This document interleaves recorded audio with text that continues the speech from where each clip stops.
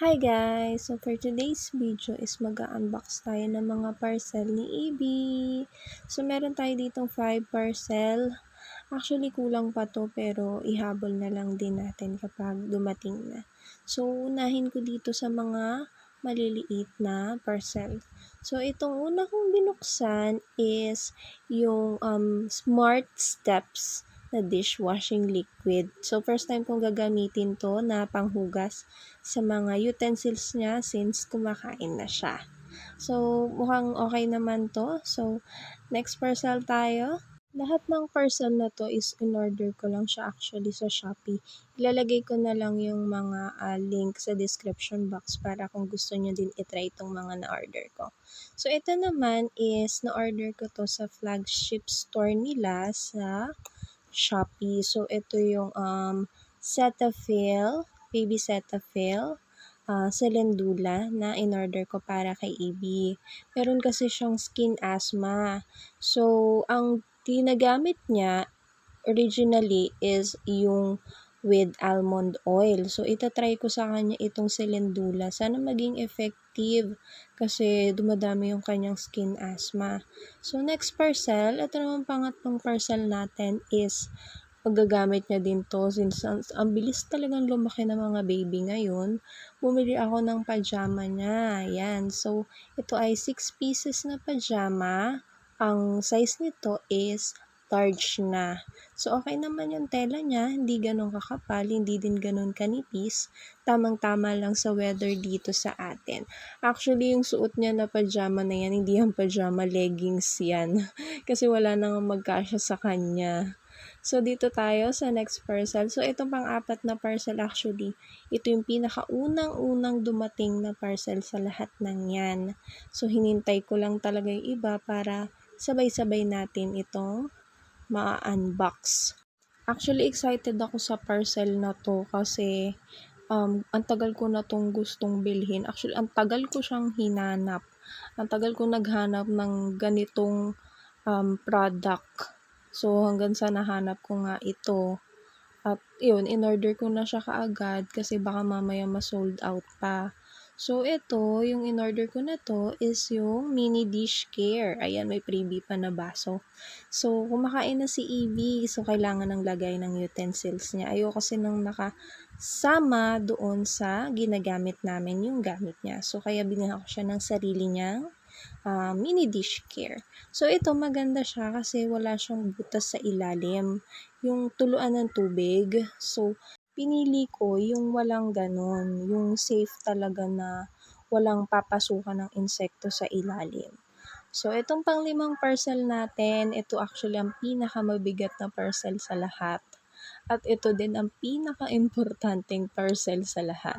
So, kung nakita nyo, napakadami niyang balot. So, masusure natin na very safe yung ating parcel na nasa loob. So, ito naman is tamang-tama din yung dating nito kasi ubos na yung ginagamit ni EB. Bumili na lang ako ng gagamitin niya for tonight na extra. So, ito yung diaper na in-order ko for EB. So, ang diaper na ginagamit ko sa kanya is Clean Fant diaper. Nung newborn siya, Unilab yung binili ko.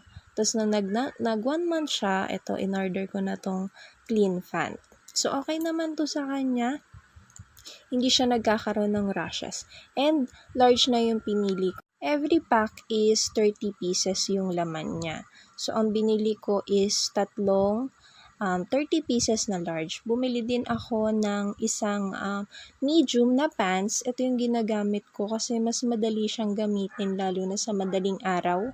Dito naman, yung pinili ko is medium lang kasi masyado pang malaki sa kanya yung large. Bumili din ako nitong extra na wipes niya. So, unscented wipes yung gamit ko sa kanya.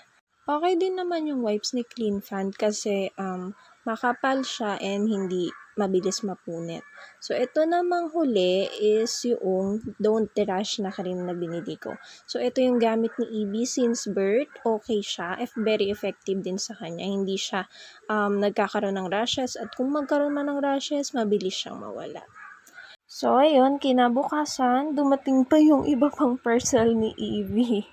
So eto na, unbox na natin. So eto naman is very useful to kay Evie. Ito yung mga in-order ko na bibs sa kanya.